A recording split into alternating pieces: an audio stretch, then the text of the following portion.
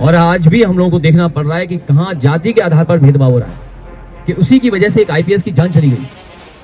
IPS की जान जाना, सुप्रीम कोर्ट में जूता फेंकना, कथावाचकों को बाल काट देना, उनको अपमानित करना, वाल्मीकि समाज के नौजवान को पीट पीट के मार देना, ये समाज में हो क्या रहा आखिरकार? कि आप कितने भी सक्सेसफुल हो, कितने भी इंटेलिजेंट हो, कितने भी कैपेबल हो, अगर आप दलित हो, आपको दबाया जा सकता है, आपको कुचला जा सकता है, आपको फेंका जा सकता है, और ये हमारे लिए एक्सेप्टेबल नहीं है। तो दोस्तों आज हम लोग इसी मुद्दे को बहुत ही प्रामाणिक तरीके से ग्रोक एआई के माध्यम से समझने जा रहे हैं, जो पूरे भारत में इस समय सनसनी मचाकर रखा हुआ है कि आखिर एक दलित आईपीएस वाई पूरण कुमार ने सुसाइड क्यों किया। आखिर देश में ऐसा हालात क्या हो गया है कि पद से बड़ी जाति हो गई है और जाति का ऐसा उत्पीड़न जो एक अधिकारी सह नहीं पाया, सुसाइड कर लिया। तो आज इसी मुद्दे को हम लोग बहुत ही सरल, सटीक और प्रामाणिक तरीके से समझेंगे कि आखिर उन्होंने क्यों किया, अपने सुसाइड नोट में उन्होंने क्या लिखा।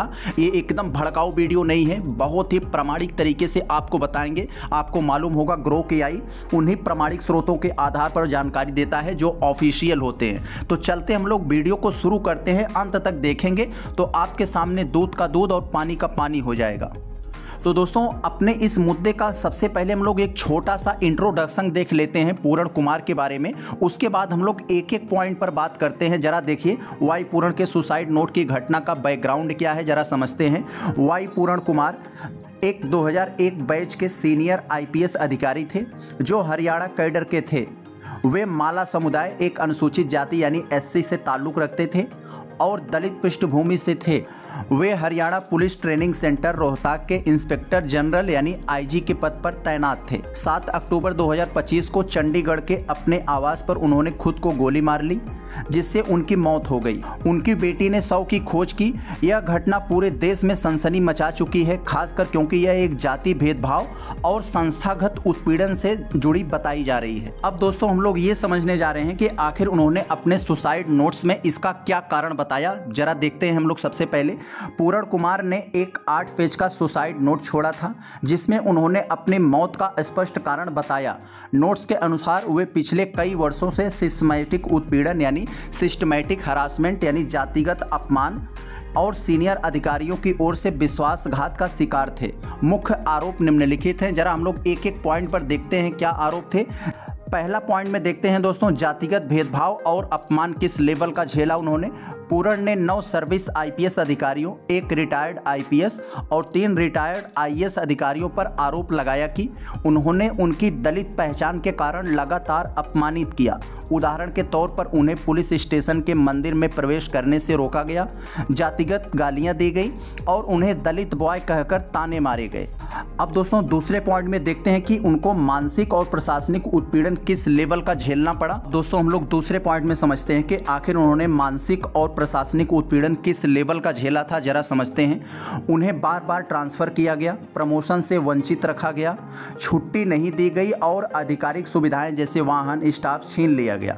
उनकी शिकायतों की जांच नहीं हुई। खास तौर पर हरियाणा के जीडीपी शत्रुजीत सिंह कपूर और रोहतक के एसपी नरेंद्र बिजनरिया पर आरोप लगाया कि उन्होंने पूरण की छवि खराब करने के लिए साजिश रची और झूठे केस में फंसाने की कोशिश की।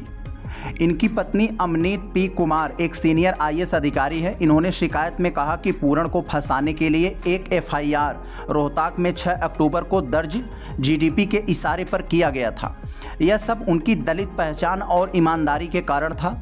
नोट में पूरण ने मांग की कि आरोपी अधिकारियों के खिलाफ SC/ST एक्ट के तहत एफआईआर दर्ज हो और उनकी गिरफ्तारी हो।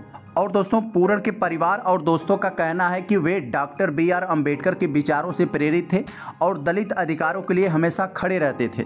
यह उत्पीड़न उनके लिए असहनीय हो गया। यस दोस्तों हम लोग समझने जा रहे हैं कि आखिर इस घटना के बाद कैसी प्रतिक्रियाएं आई और किस लेवल का विवाद खड़ा हुआ। जरा हम लोग समझते हैं परिवार की इसमें मांगे क्या हैं। जरा देखें। पत्नी अमनीत ने चंडीगढ़ पुलिस में एफआईआर दर्ज कराई। टीडीपी कपूर और अन्य पर आत्महत्या के उकसाने और SC/ST एक्ट का उल्लंघन का आरोप लगाया।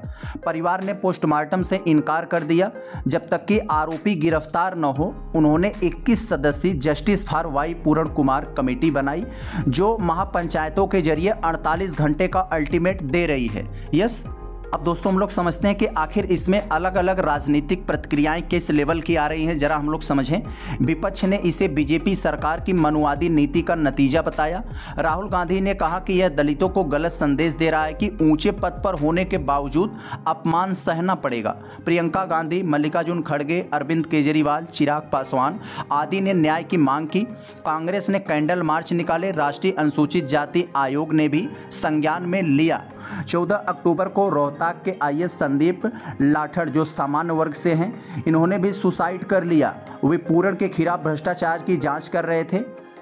उनके वीडियो नोट में आरोप लगाया गया कि पूरण भ्रष्ट थे, जाति का दुरुपयोग करते थे और पैसे वसूलते थे। संदीप ने कहा कि पूरण की पत्नी आईएएस होने और रिश्तेदारों के प्रभाव के कारण कोई कार्रवाई नहीं हो पाती। संदीप के परिवार ने भी पोस्टमार्टम से इनकार कर दिया।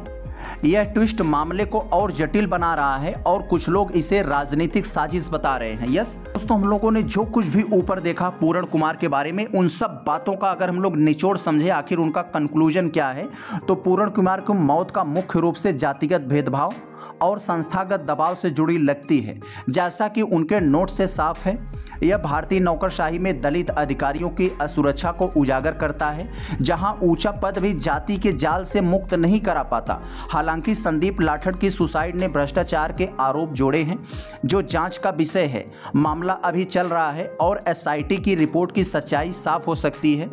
यह घटना दलित समुदाय के लिए एक बड़ा झटका है, जो सामान्य की लड़ाई को तेज कर रही है।